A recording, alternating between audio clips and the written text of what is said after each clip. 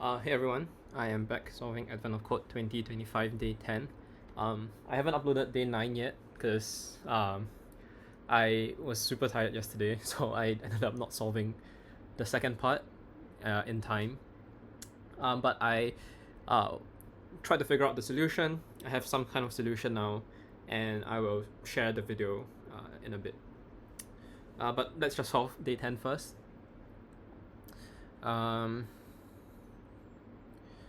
Voltage. So the manual describes one machine, a line. Each line contains a single indicator for the light diagram, which is this, and then the one or more schematics for the IC. So the indicator lights must match.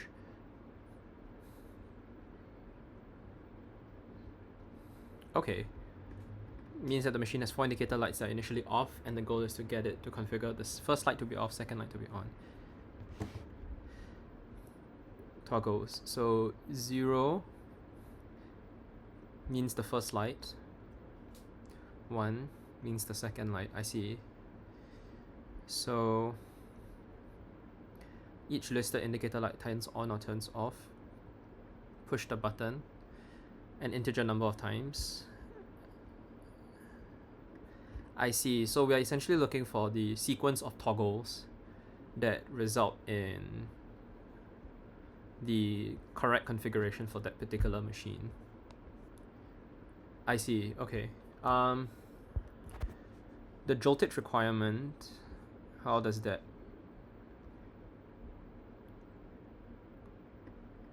Oh, I see. So for now we don't care about the voltage requirement. Yeah, okay, cool. Let's just try out today's problem.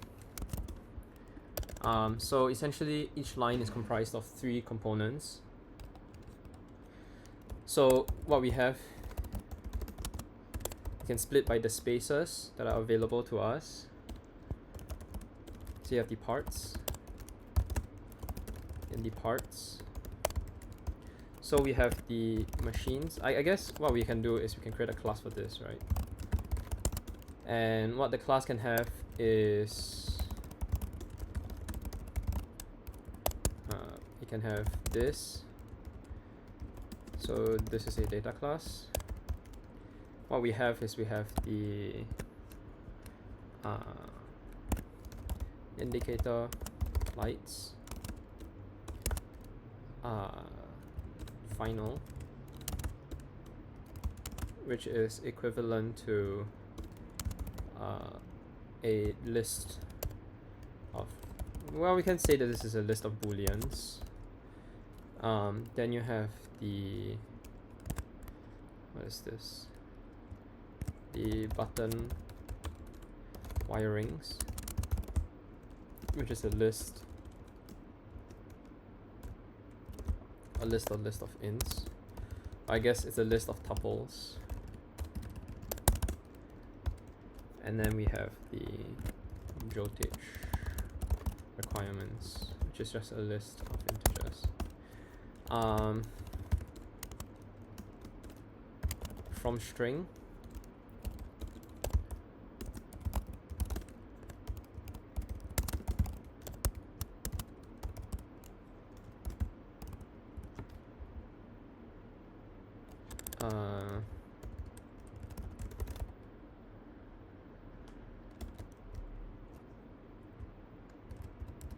yeah, I am,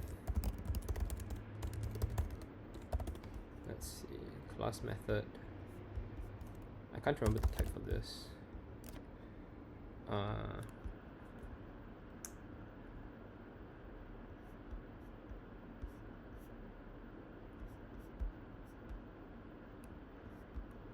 No, I guess it doesn't really matter. So you can say line is the string.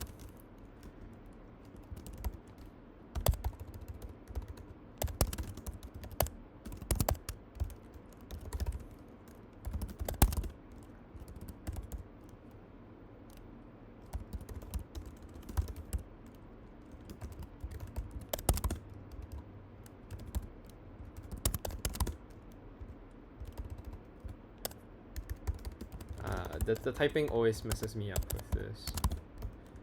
Um,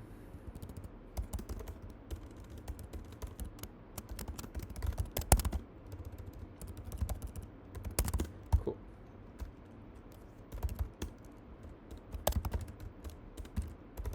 Button wirings and the voltage requirement. Okay,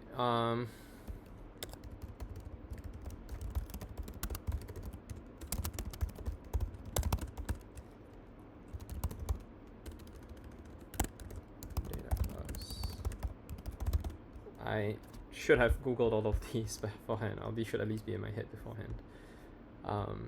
But I don't necessarily memorize all of these. So for now, let's just say field default factory happens to be just a empty array. Okay, maybe this is a bit too much effort for it to work. So let me just do, let's just init with the indicator lights button wirings, and then the voltage requirements, right? And then indicator lights, this would be the final, the indicator lights non-final state would just be false multiplied by the length of the indicator lights. You have the button wirings, is the button wirings, and you have the voltage requirements. So yeah, so in this case here,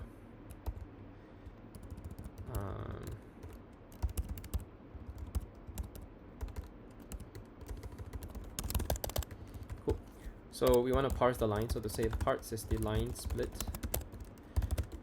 for part and the parts. If so, we have the indicator lights. If part starts with a open brace, this means that it is talking about the very first section. Well, I guess in theory, yeah, I guess in theory we don't actually need to do this. We can actually say that the indicator lights is actually the parts of the first. The voltage requirements is the parts. It's the last element, and then everything else in between is the wirings.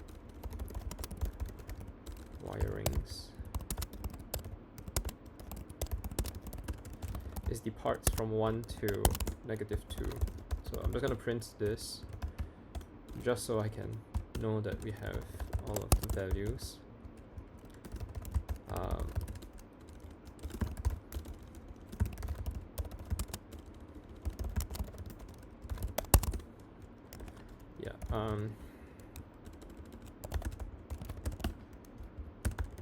Let's just do test. Yeah, okay, cool. So we do have the correct values. So we can say that the indicator lights, so the indicator lights is equals to an array for every character in the indicator lights raw. So we want to go from 1 till -2. Oh, sorry, to -1. This should be 1. So indicator lights. If the character is equals to a cache, which means it's turned on. So this is the indicator lights. For the button wirings,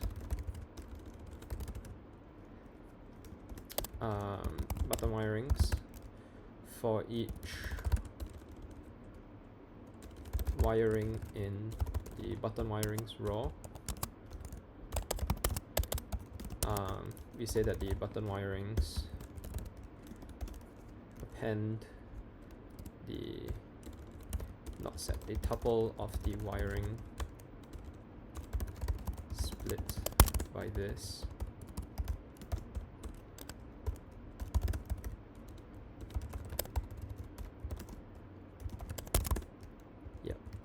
And then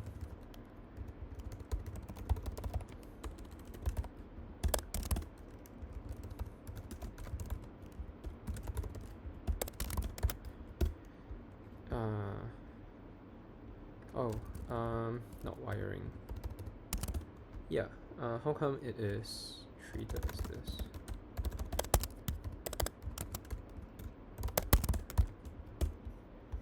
Wiring. Okay. No. So we do want to iterate over this. Or we want to say that the wiring of this. Then we can do the appending. Okay, cool. Okay, awesome. And then the last one we have is the Jottich requirements, which is literally for every character in the Jottich requirements row. 1 till -1 split by comma. And then we go int with the characters.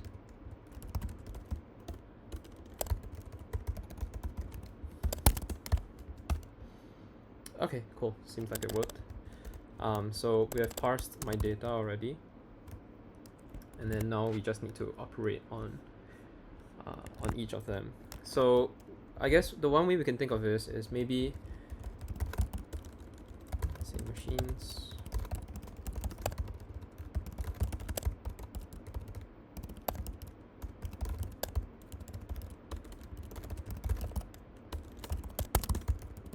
So we have a list of the machines. Oops, why am I getting so many text?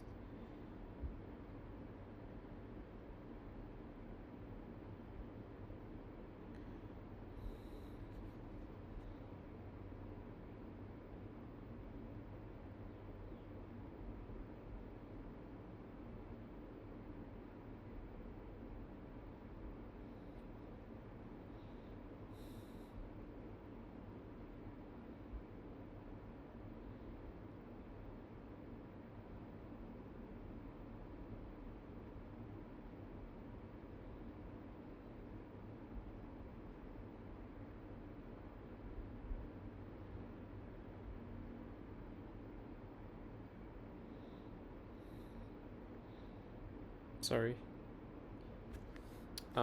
Cool. So now we have each of these machines and we have the wirings. So let me try to think. Well, one way we could do it is we could literally just simulate pressing all of the buttons, and depending on those button presses, we decide whether it's an on or an off. I think there is actually one other way, which is very similar to a XOR operation, but this is basically an XOR operation where the button wirings toggle the bit on and off, and so we are essentially trying to achieve a certain number given a set of numbers that we will operate on perform on an XOR operation. And that would in turn generate some type of number. So maybe actually it would be better if it's just an XOR instead of like a literal boolean that we have to go and operate on. Maybe actually. Okay, cool. Let me maybe try to do it this way. We can say this is the XOR machine, right? And I want to copy most of the behavior over, but there are some changes to the behavior I want to do. I think the first one is we want to say the XOR machine.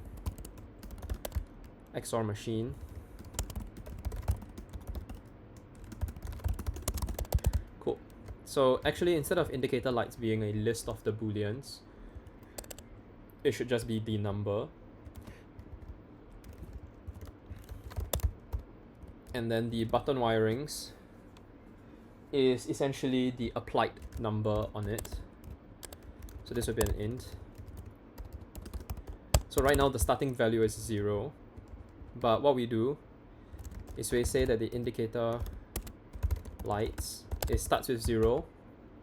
But each time it is it discovers some value, we can perform a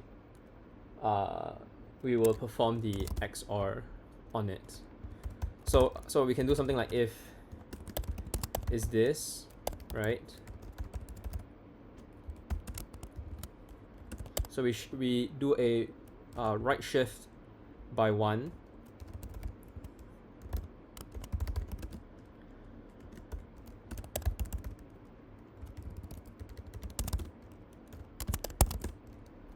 Cool. Let me just print this out. Yeah, and then so the wiring here is slightly different, where essentially what we want to do is we want to generate the XOR of the numbers. So for the character in the wiring split, if character happens to be a hash, well, let's just operate on this in reverse, I guess. But if the character happens to be a hash, what we do is we say that the wiring gets right shifted by 1, and the wiring, well, I guess we don't really need that, do we? We can do enumerate over this. You get ith character, so the ith character is the position, and essentially if we do see this I, and then we can say that the button wirings append the W. I wonder if it worked correctly, so let me just print the button wirings. So in this instance here, it would be 0 bit 2 4, so that's a 6, which is correct. Sorry, this is 1 and 2, this is also correct. This would be a 1 plus 4, 8, so that's 5 plus 8 is 13 plus 16 is 29. Okay, so the first one is also valid. Maybe let me just make sure this actually works by setting something like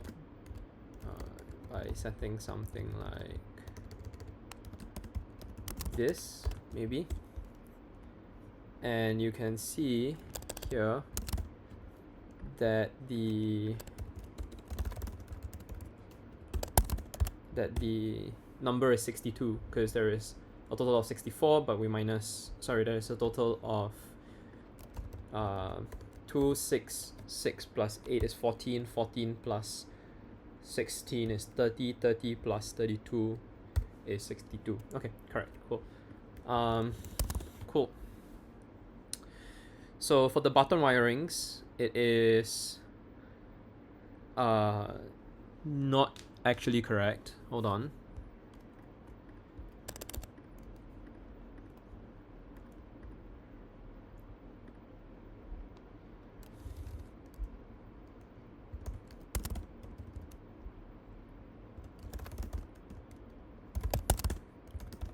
Let's print this. Oh, it did not trigger. What is this? Ah, okay. Wiring split.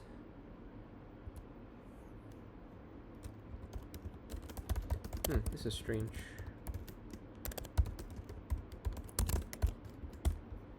Okay, it should have worked. Ah, no. So they are numbers. My bad. So they are numbers. So I didn't ever need to enumerate nor reverse, because it would have been int of this character. I see, yeah, so in this instance here, we would have the third bit, or I guess the fourth bit light up, so it's 0, 1, it's 1, 2, 4, 8, so 8 got lit up. In this instance, both 1 and 3 got lit up, so it's 2 and 8, and then 4 got lit up. Okay, cool. So yeah, I think today's one took a bit more parsing, but with the XOR machine, we can actually in turn then perform the operation as a literal XOR instead. So, okay, so how do we actually solve this? Well, given a given machine in the data, let's pass. Let's just return 0 for now, and let's just say defined what did they say? Find total presses. I guess we can inline this into the function itself. So let's just say, oops, this one is this one, yeah. So let's just say that the find total presses, right? One way we could do it is we could try all of the button clicks to eventually get to the answer, which would potentially be the correct thing. So we can do something like a DFS, where we can say from the collections, let's import the DQ. And we want to perform a BFS, so we can say that DQ is equals to the DQ of indicator lights with 0 steps, because that hasn't moved yet. We can say while Q, the arrangement and the steps, pop left. If the arrangement happens to be equals to the indicator lights final, we can return the number of steps it took to get to that position. Otherwise, for every wiring in button wirings, well, we can keep track of what we have visited so far. We can keep track of what we've visited so far. If the if the current arrangement XORed against the current wiring, so the new wiring is the arrangement XORed against the current wiring. If the new wiring has been seen before, we can continue. Otherwise, what we want to do is we want to say Q append new wiring steps, and we want to say that we can visit this new wiring as well, so we don't over visit the steps. And because we perform this in BFS order, we will always get the shortest path. Cool. So essentially this is what we do. We push on the newest wiring arrangement. We attempt and check if it is. If it isn't, we return. We keep trying until we eventually find it. So the answer is 0. And what do they want from this? Correctly. So we add the number. So we can add find total presses.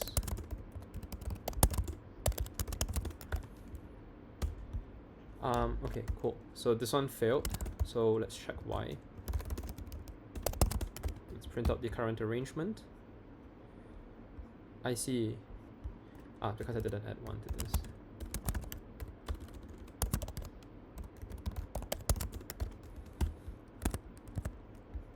It should not have told me to. So that was wrong. Let's just print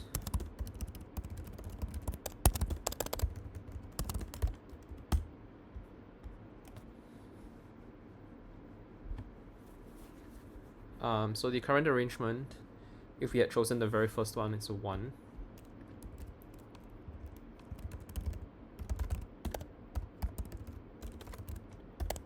Let's just print out what we expected as the total first.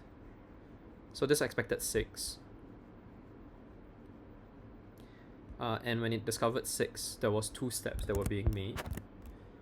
So let me just print afterwards so that I know what I'm looking for. Yeah, so you can kind of see here that in the very first instance, you could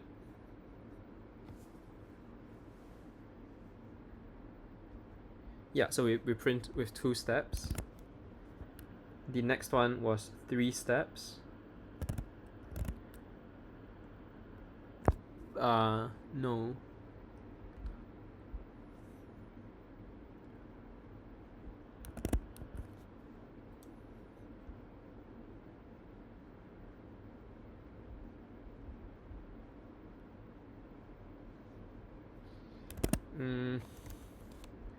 Maybe doing the visited was preemptive. Let's not do this maybe.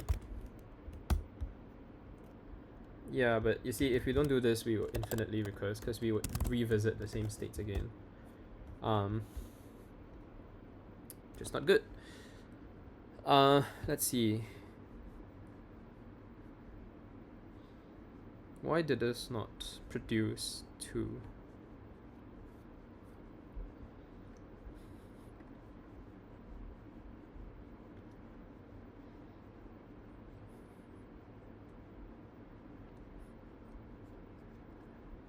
One, two, three, four, 5.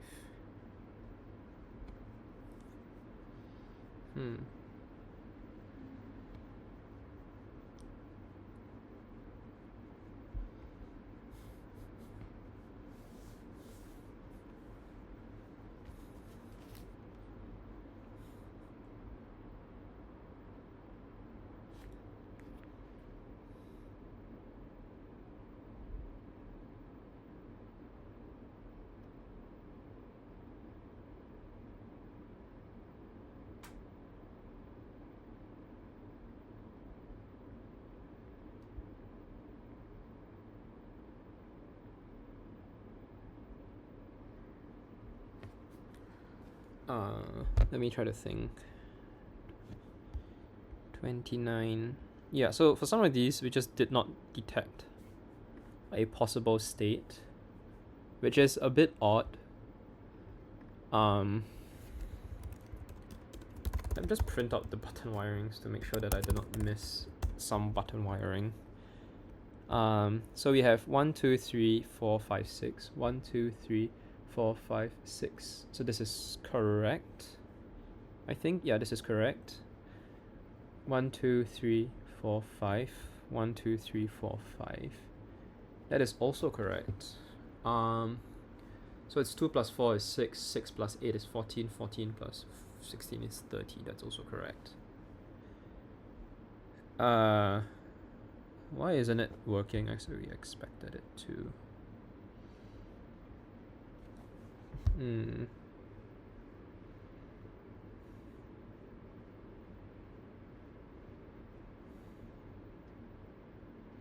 Okay, wait.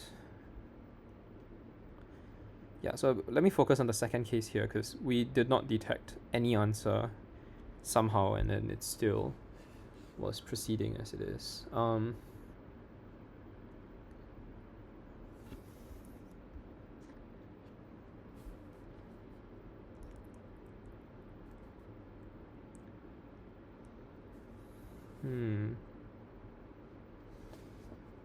This seems correct though, where for every possible wiring within these button wirings that are available to us, we attempt to apply the wiring.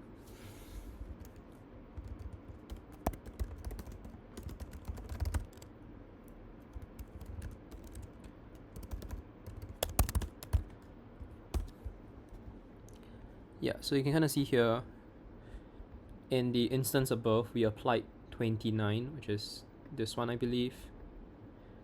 So we applied 29, we applied 12, we applied 17, we applied 7, and we applied 30. We then pop off the 29 first, and we process it. We pop off the 17 first, and we process it.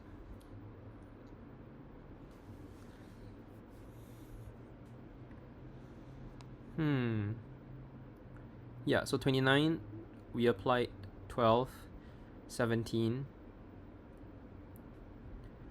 Yes, okay, so this kind of works. But it didn't. Yeah, so based on the answer here, press the last 3 buttons. With last 3 is... so the last 3 is 17. 17 XOR 7 XOR 30. XOR 7 XOR 30. This didn't work.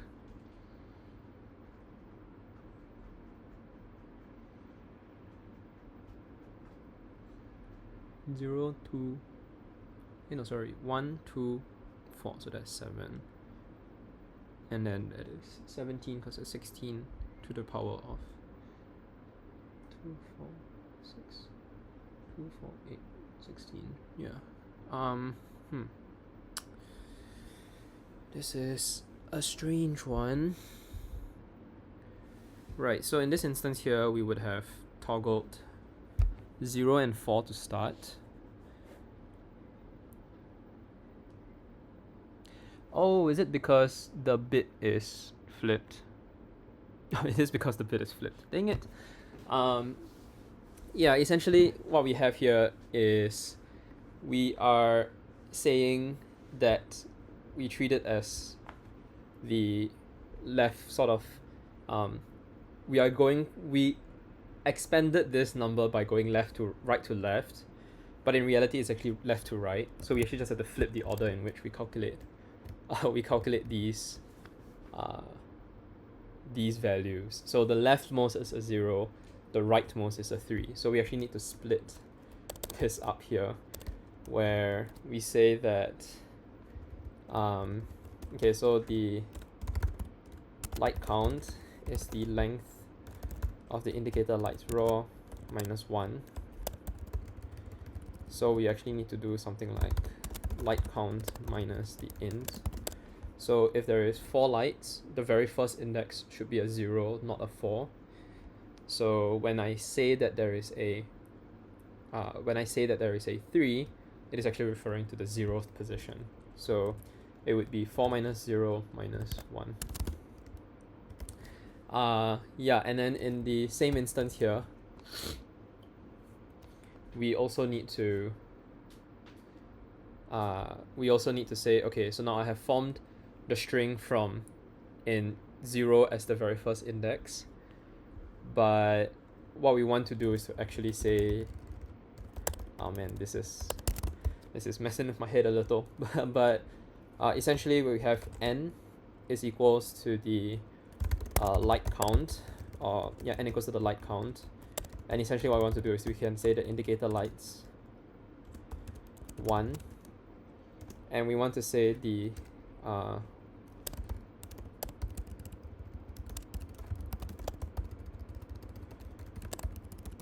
is equals to the n. I know.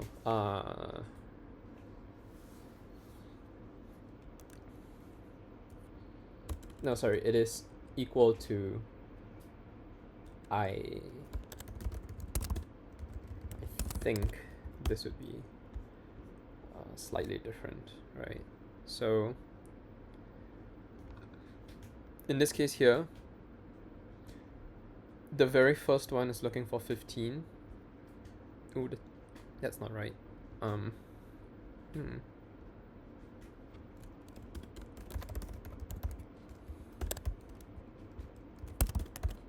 Okay, let me just wrap my head around this first. This shouldn't be 15, so that's clearly wrong already. No.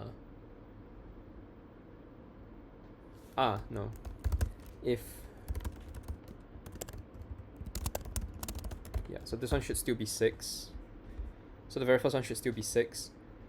The first one is actually a 3 because it is actually 0, 1, 2, 3. So it should have been in this direction. So this is also wrong, where we say that the number of lights is 3. So the third light to turn on is actually the very last light. So it's 0, 1, 2, 3. It's supposed to be an 8.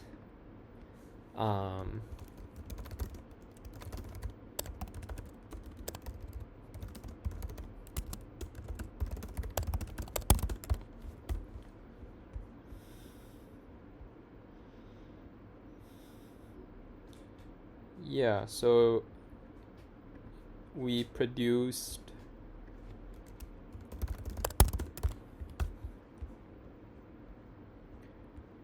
so we produced 0, but that shouldn't have been the case. It should be, it should just be int of that position, I'm guessing. Yeah. Okay. Yes.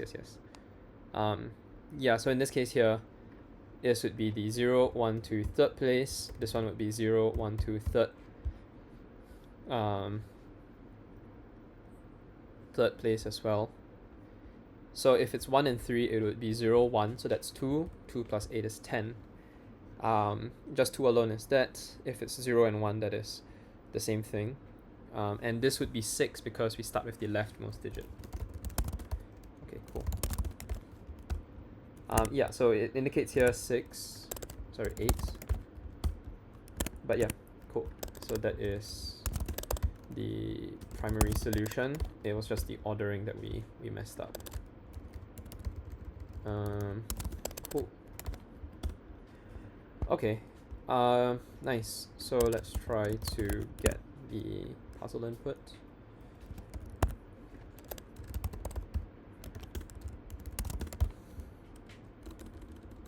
Um, 449.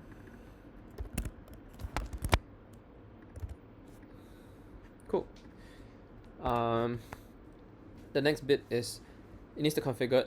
So below the buttons is a big lever. You can switch the buttons from configuring the indicator lights.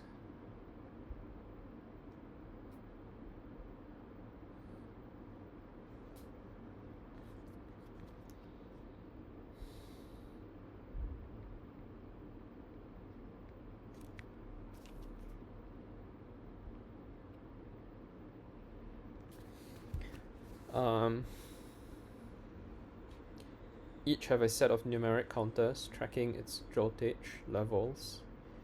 All the counters are initially set to 0.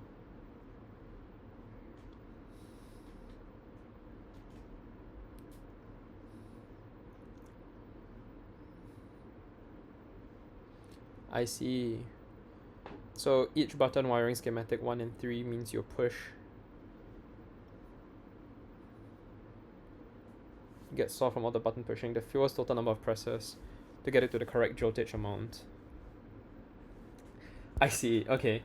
So essentially now what we want to figure out is how many times it adds up to that. Yeah, so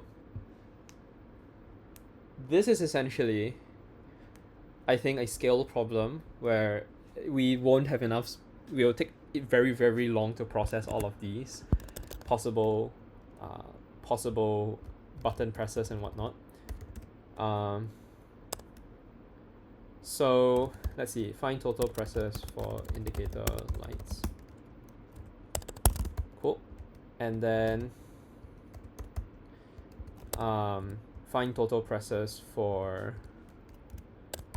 let's see, for voltage requirements.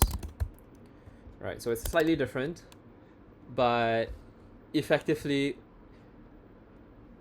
my hunch here is that it will be way too long to actually perform an accurate operation, which is why I don't think it's the right solution. Yeah.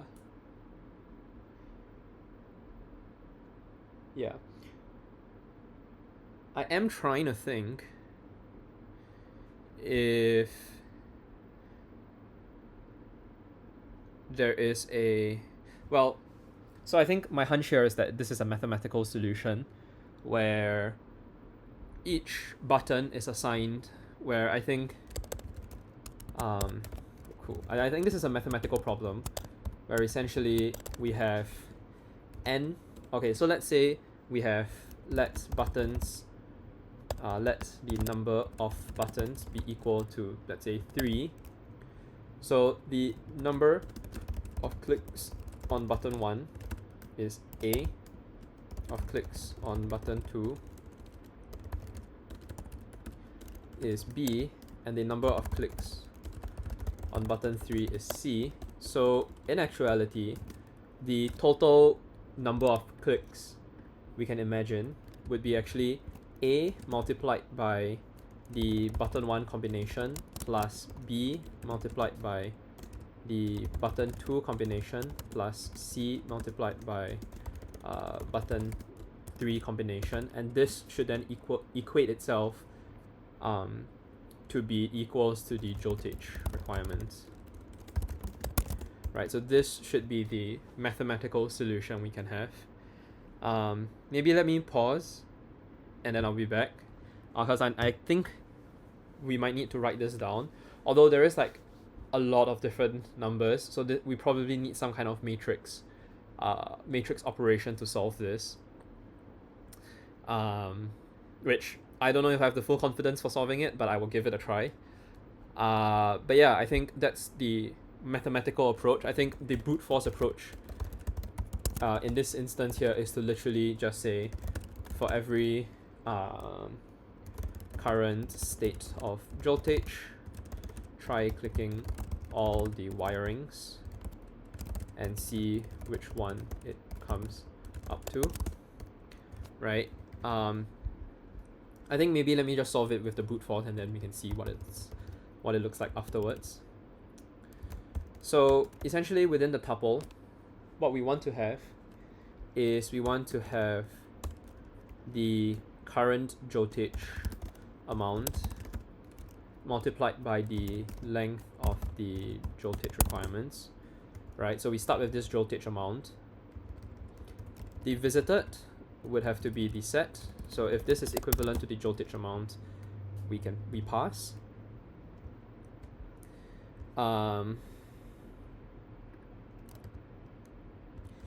Yeah, let me just convert this to a tuple so that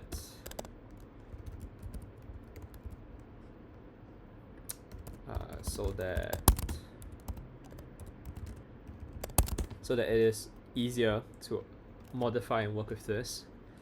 Yeah, and then for each of these buttons, maybe let's just do button wirings original maybe, and we say the button wirings is also an empty array, but instead of appending this, we just say the button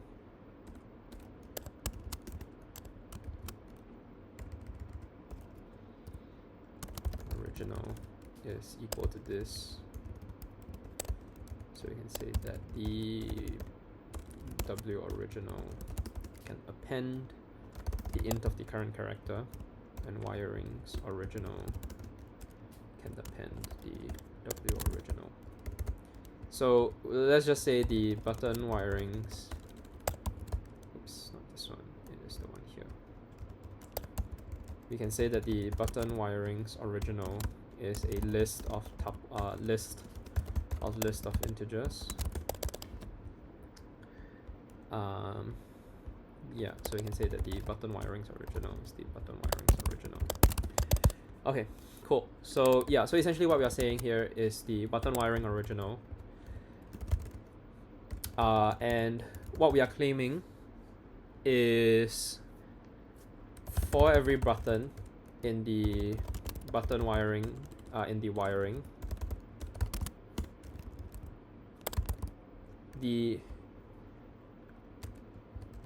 the list arrangement form is the list of this arrangement. The L arrangement at this given button can increment by 1 if the tuple of the L arrangement has been visited before. We can continue. Otherwise, we say that the Q can append this tuple of L arrangements along with the steps plus 1. So we can have the T new arrangement is the tuple of the L arrangement, new arrangement, new arrangement,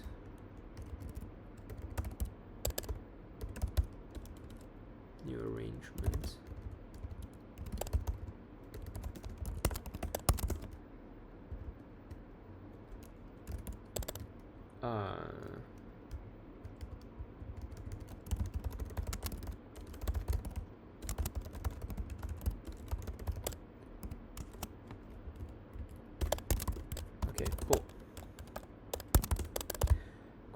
So yeah, so we have basically brute forced the second one as well, where we say this, and this would be a list of the XOR machines, find the total price for the Jottich requirement. And you can see here it tells me it's 33, but my suspicion is that it will take a really, really long time because we are basically performing a lot of operations, which is why I said we probably want to solve it mathematically. So I will be back with a notepad so that I can write this out. Oh, hi, I am back. We can now actually look at how we can perform this operation in a more optimized manner. So yeah, so as I've mentioned, let's say that the length of the buttons, let's call this n for now. So the buttons would be indicated by b0 up until b1 to the b of n. So these are the buttons, right? And we can sort of think of each button as a matrix. So let's suppose that n is equals to 3, for instance.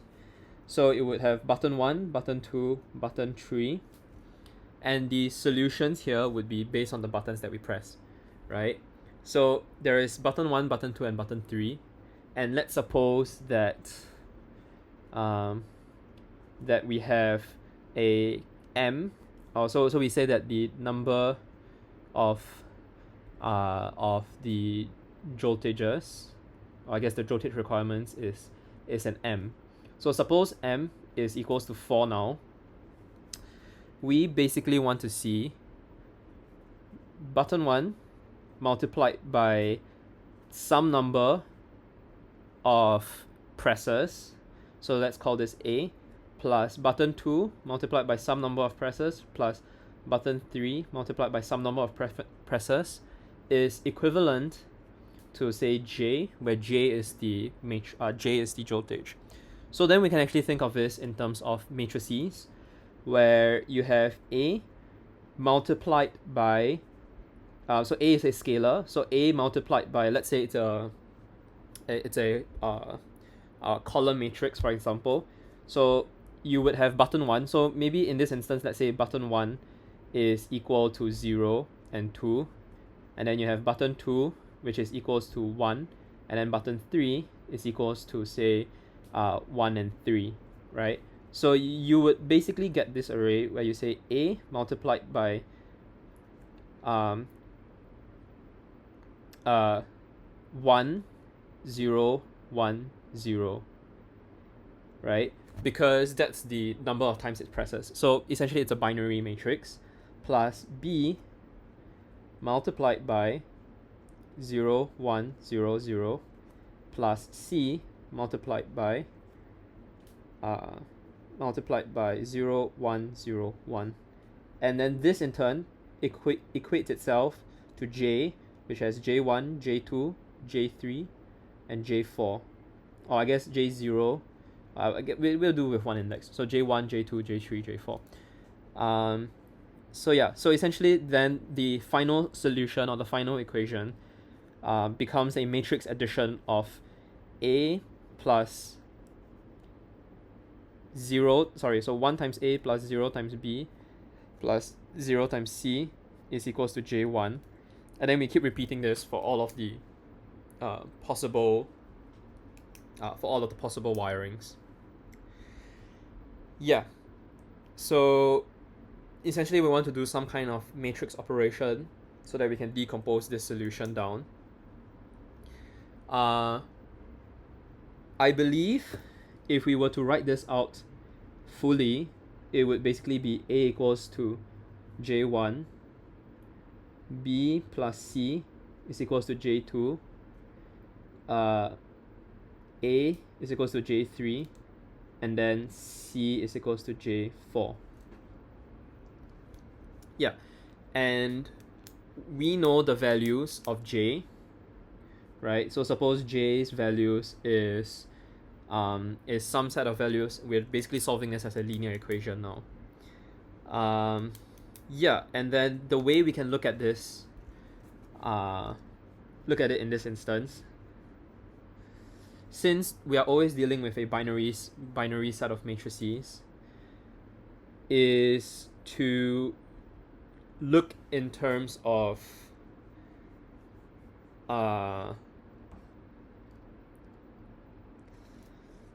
is we can take a look at it as, let's call this K, which is the final matrix.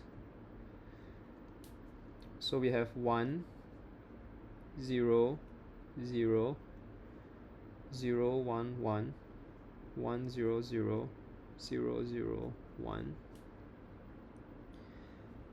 We multiply this against, so this is a 4 by 3. We multiply this against a 3 by 1 matrix, where 3 by 1 would be A, B, and C, and then this would become J1, J2, J3, and J4. Sorry, I'm just writing all of the matrices down. But yeah, and essentially this would work. So what we want to do is we can convert. So the first step we would do is we take all the buttons and convert into a column-wise binary matrix, right? So if the first button triggers the first element, second element, third element, we set all of those to ones. The second is to basically combine all matrices into a single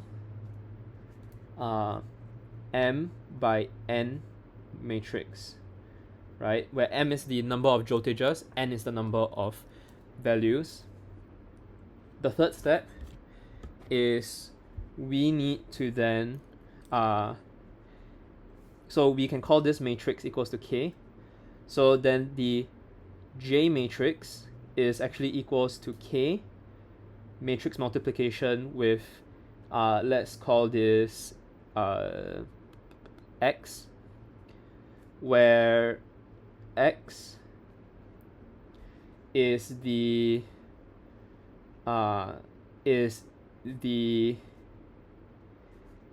number of presses per button. And so X in this instance, the shape of it is a n by 1 matrix, right? So essentially what I'm proposing here is, you can kind of see that the brute force solution is still taking its time. But essentially what I'm proposing here is, let's say n is the number of buttons, m is equals to the voltages, and then so we can declare J equals to the voltage requirements, which happens to be a m by 1 matrix. You have K, which happens to be a the buttons, which is a binary matrix of m by n, and then you have X, which is the button clicks, which is a n by 1 matrix. So J in this case is equals to K times X, right? Or matrix multiplication by X. So because it is an m by n matrix multiplied by an n by 1 matrix, this would be then turn out to be m by 1, which is then the subsequent answer. Yeah, and then the way we can solve this is using matrix, what is the term here? Is using it's been a while since I've done matrix operations, but it's basically we want to make it such that we solve the linear equation essentially, right? So this is a linear equation. Cool. Yeah, so maybe before we do anything else, I would admittedly probably look for how we can perform the operation on Google, because I don't have it off the top of my head. But the point is, let's create the variables first. So m is the number of voltages, so it's the length of the voltage requirements of the button's original, and then M and N, so that's the lengths. J in this instance here would be equivalent to the voltage requirement, so it's a 4x1 matrix. So let's ignore it. So it's getting really slow. So I'm just going to terminate that operation first. But yeah, I guess one way we could try to cheat this is if we can use a linear equation solver in Python, where we can probably use something like NumPy and replicate this. So maybe just for the sake of not tearing my head up with doing the math on my own, I will just try it out to make sure that my solution works. Let's import NumPy as np. I am not sure what's going on with this. I think Python is basically like that brute force algorithm basically took everything out of my system. So let's just force quit this. Yeah, cool. It got killed. So let's source this. Let's pip install this. Let's run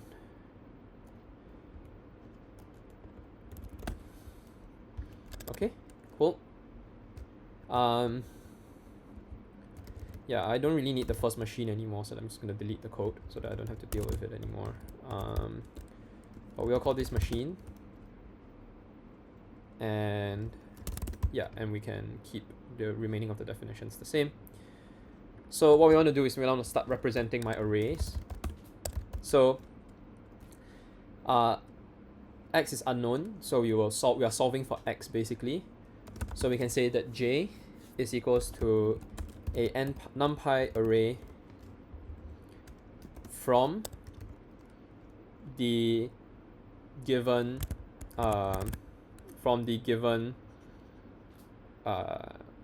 values.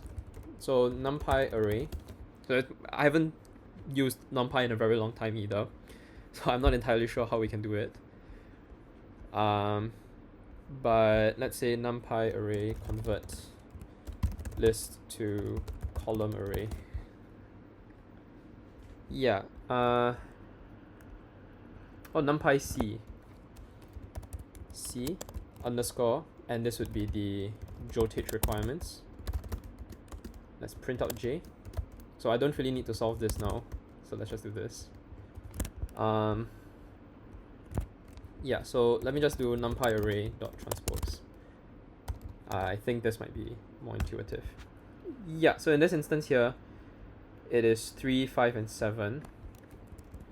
What if I didn't transpose it? Oops, no. Let's see, the array of this. Yeah, okay, cool. Yeah, so now we have the proper column array. How do I get the dimensions in NumPy? Shape. Yeah, silly. Cool, yeah, so we see a 4x1 matrix. So let's just assert that the shape is equals to m by n, because that's the initial assumption here. So it didn't fail, so that's a good thing. We have k, which is the buttons. Sorry. Yeah, we have k, which is the buttons that we're clicking. And essentially, we need to convert them into the appropriate ones and zeros. So I'm thinking that the button clicks, we can start with an array first. So for every button in the button wiring's original, right? So for each of them, for every I that happens to be in the range of the n, the m, because those are the number of potential things we could trigger. If I happens to be in the button clicks, we can append 1, else the button clicks can append a 0. you can print out the row. So this is just to make sure that that this works.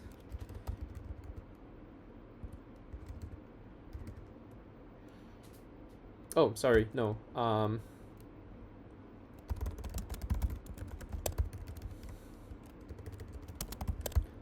So we can say the button clicks all.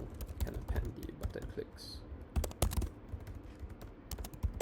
Yeah, so this one is the one that's more likely. Yeah, so you can kind of see here in this instance, we print 0, 0, 0, 1 because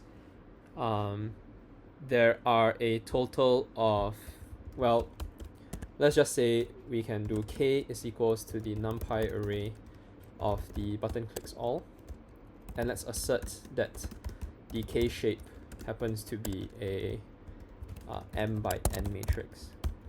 So it failed. So let's print out k shape to figure out what's wrong with it.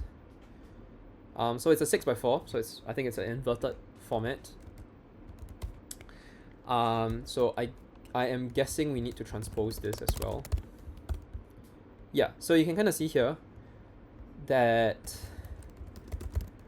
so we're printing out k. Yeah, you can kind of see here that there are a total of 4 buttons we can click. So there is four rows that we have, and then each of the buttons represent a single column in this array. So the very first button only triggers 3, so it's 0, 1, 2, 3. The second button triggers 1 and 3. The third button triggers 2, 2 and 3, and all of those remaining ones. Cool. And then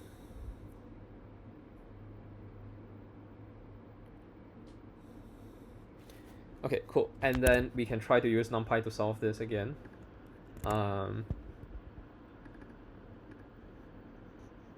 So let's say x is equals to NumPy linearch solve.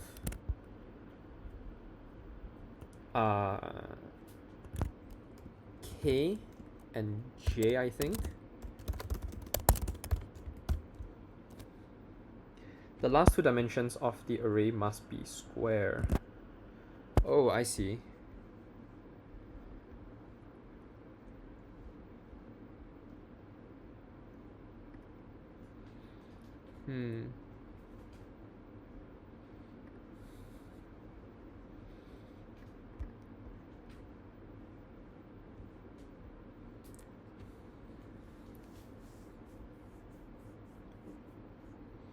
Yes. Oh, okay, I see. So yeah, so in this case, it is kx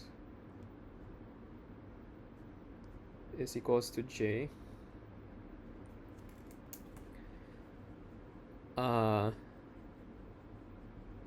Singular and not square.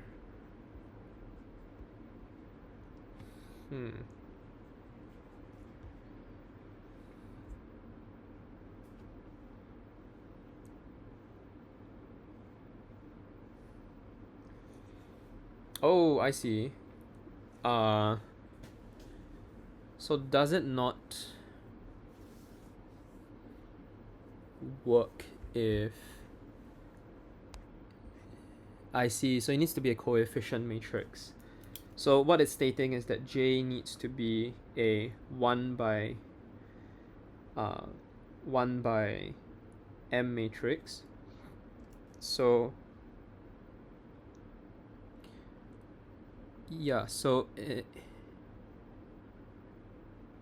well, no. It is stating it's supposed to be an M by 1. And it is saying that, I guess, N by K matrix. And then the A has to be a single value, is it?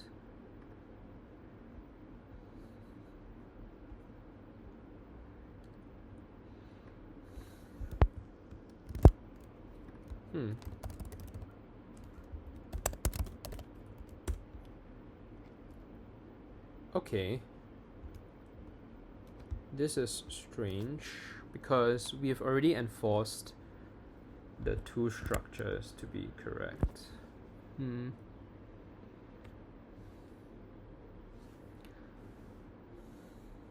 Okay, let me just print out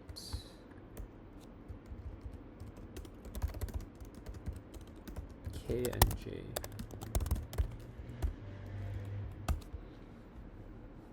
And see what this produces. Okay, let's just do this. So yeah, so we have 0, 1, 2, 3, 4, 5, 0, 1, 2, 3. Oh, this has more than this for some reason. Did I mess up the calculations? No, 4 by 1 should also be correct. 2, 3, 4, 5, 2, 3, 4, 5. Huh.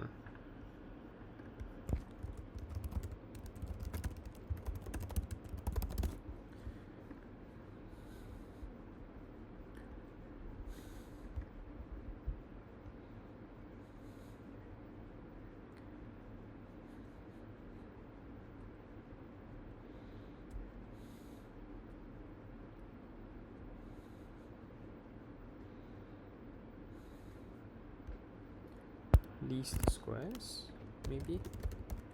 I'm just throwing what I'm thinking is correct at this. I don't think this is close to right, but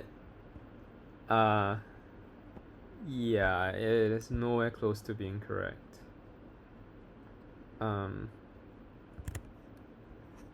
Which is so strange. I thought it would have been correct.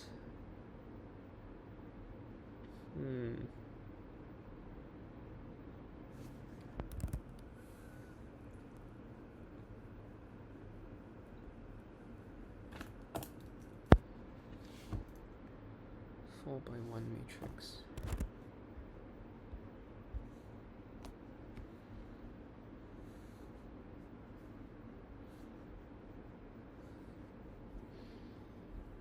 Do I need to pad the matrix?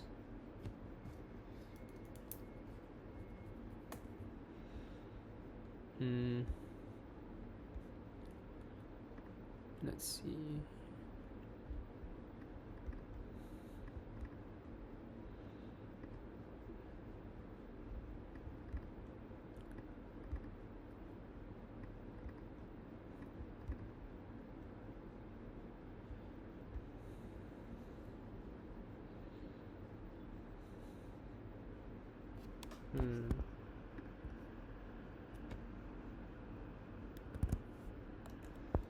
Yeah.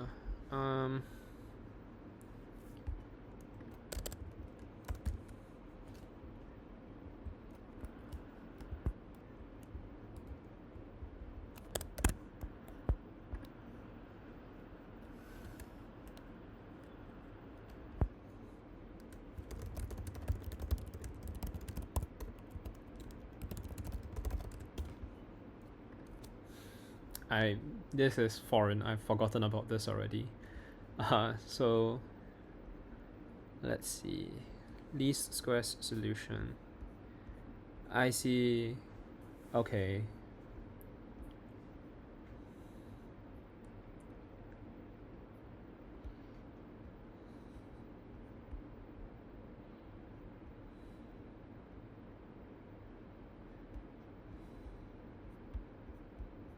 Okay, maybe let's just say solving linear equations. Matrices. Yeah.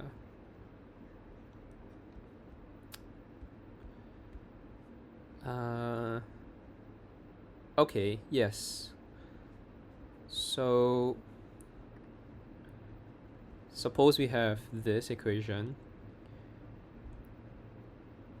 This would be in this particular format. Okay. This makes perfect sense to me, at least. So, yeah. Okay, so that's the augmented matrix. It's kind of coming back to me now. But in this all of these instances, the augmented matrix is not the same length.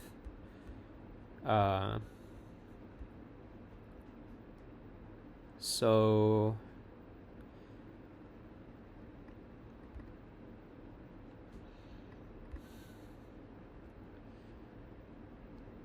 I see. Okay.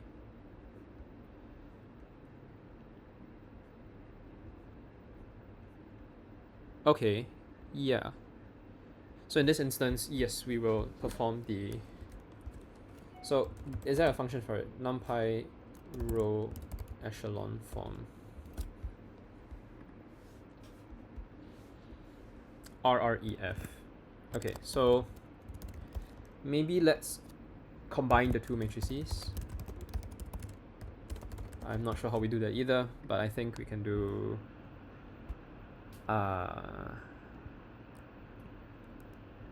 concat.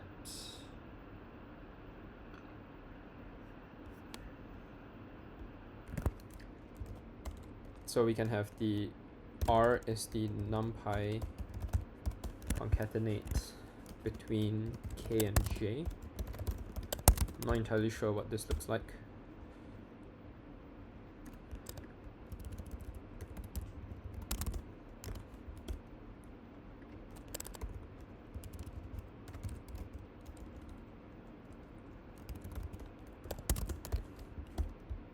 Nope, axis is 1 maybe.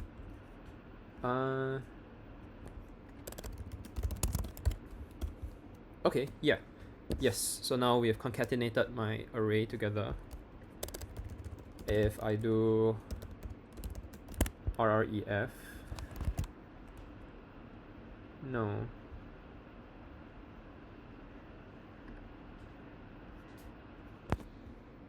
Ooh, we have to perform the operation ourselves. I will be very real. I kind of don't want to do that myself. So let me see if there is a way to do it. I'm guessing they are proposing SymPy, so let me just install that then. Oops. Requirements SymPy pip install.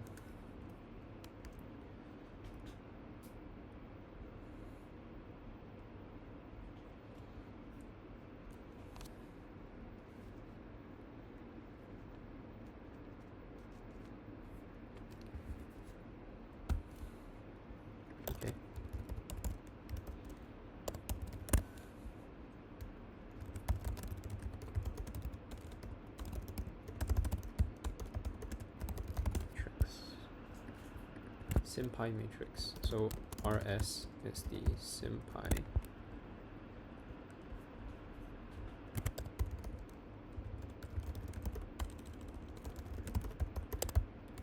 So you have SymPy dot matrix.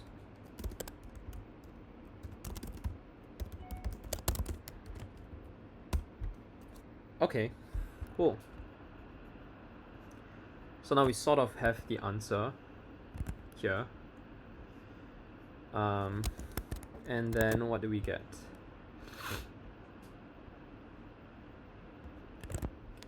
So the very first thing is the matrix. So the row echelon form is the R of S. F, and then you have the row echelon form. Okay. Cool. And then what do we do with the row echelon form? Yeah, so then the resulting numbers is the solution.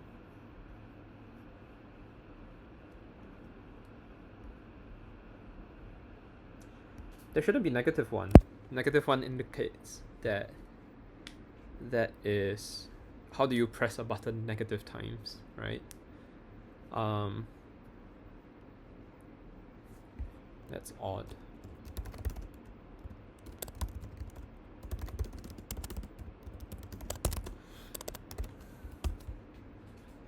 Kind of want to see what this looks like. Yeah, it doesn't really make sense here. Because what is a negative 1 in this instance? Does it mean you never press the button, or does it mean... yeah, I don't think that made a lot of sense. So the first machine requires ones to press 3 ones. So this is button number 3. So you press it once. You press 1 and 3, which is the next button. You need to press it 3 times, but it didn't capture 3. Ah, shoot.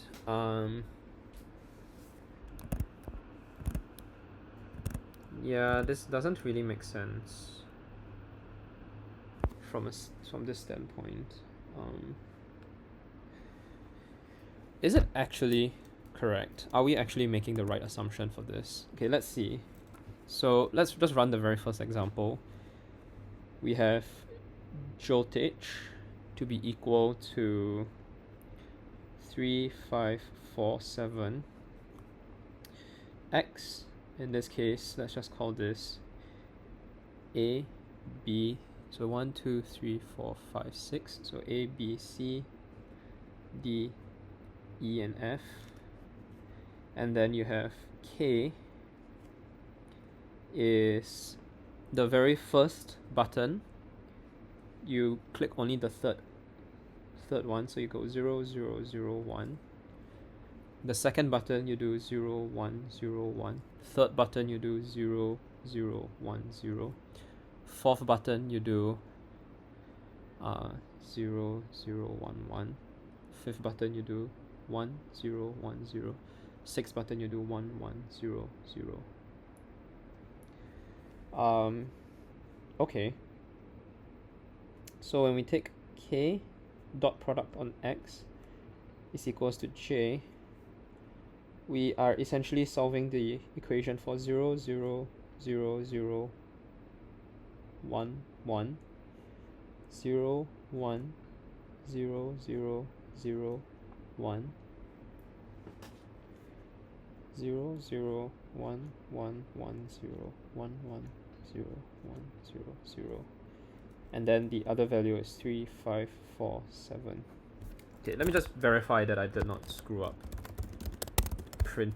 combining the arrays. Maybe I did, and that's the problem here. 0, 1, 0, 0, 0, 5, 1, 1, 0, 4. So that's correct as well. 1, 1, 0. It seems to be all in order. Okay, so this seems like it's a valid solution. Linear row echelon form calculator. Let me just pull one of these up. Yeah, it's like mildly annoying because okay, so this is 4 rows multiplied by 1, 2, 3, 4, 5, 6, 7, 7 columns. Okay, so 4 by 7 you have 0, 0, 0, 0, 1, 1, 3, 0, 1, 1, 2, 3, 5, oh shoot, 0, 0, 1, 0, 4, 1, 1, 0, 1, 0, 0, 7. Let's calculate this.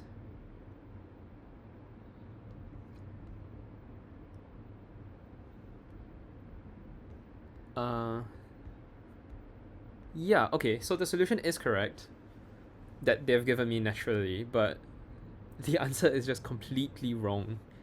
How do I interpret this solution even?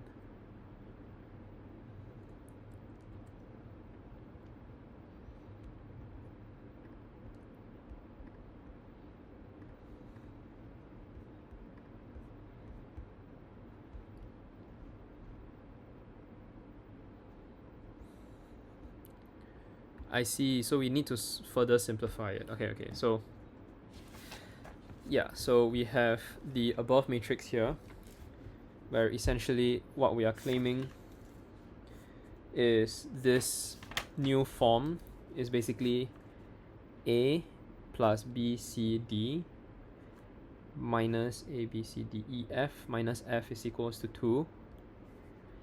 We have B plus F is equals to 5. We have C plus D minus F, which is 1. And we have E plus F, which is equals to 3. And then we need to solve this equation afterwards. So solving equation after reduce row echelon.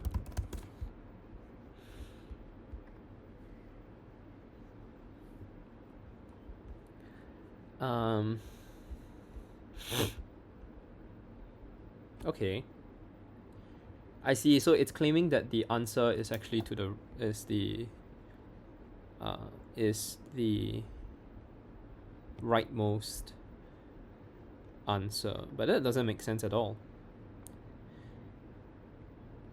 because it's claiming, oh, you press the first button twice, which is wrong already. The middle button 5 times, and then, oh dear, it's already running out of battery. I might pause recording again so that I can charge my laptop. But I will try to stitch the video together and then submit it. But basically, I think this is along the right track. Cool. So I went out, charged my laptop, and I'm back. And I also went to solve the problem as well. So maybe let me just do a quick recap of what we did. But essentially what we did here was to parse the data. There is 2 ways we can parse it. The first way is by, okay, so the ways you parse it is dependent on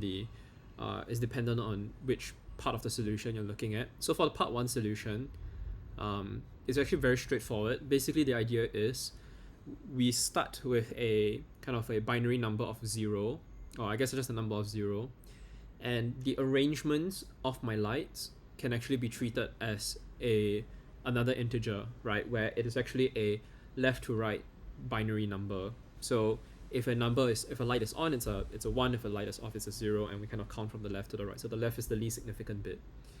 And each time we process this, the buttons correspond to another type of number, and we just XOR the current arrangement with the lights number, and that gives us the new arrangement, because XORs essentially work as a flipping of the same light, basically. So we think of the lights as the bits.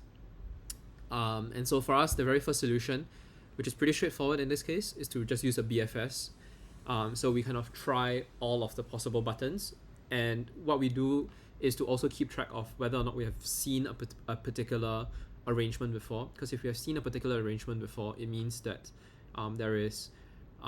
it means that you would essentially kind of just loop back and restart the process, and then the more steps would just be greater. So that's the first, pretty straightforward. I think this is pretty okay. The second one is the one that took a lot of understanding and took a lot of time. I went to discuss with some of my friends to think about what's the correct solution.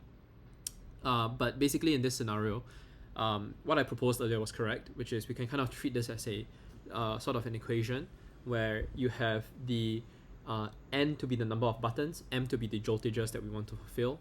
You have j, which we declare as a column matrix of the voltages. You have k, which is the number of buttons you have. So each row represents a particular voltage, and after each column represents the button. So it's a 0 if the button, for that particular button, it doesn't turn on a certain light, and if it is a 1 if it does. And we solve this as a linear equation of some sort by taking k multiplied by x being the number of button clicks we want, and then equate that to j.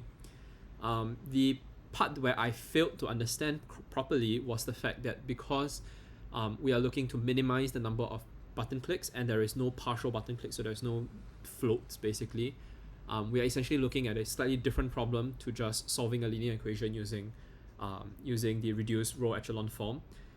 So I went online, went to search a bit, because there was no way I could have solved this without knowing any of this. But essentially, this seems like a problem called the mixed integer linear programming problem, where essentially we're just trying to solve a set of solve for a set of constraints, and in our case the constraint is two things. The answer must be an integer, and we must also have non-negative numbers, because if we just use RREF we would generate possibly negative numbers, and there's no way we can have negative pushers.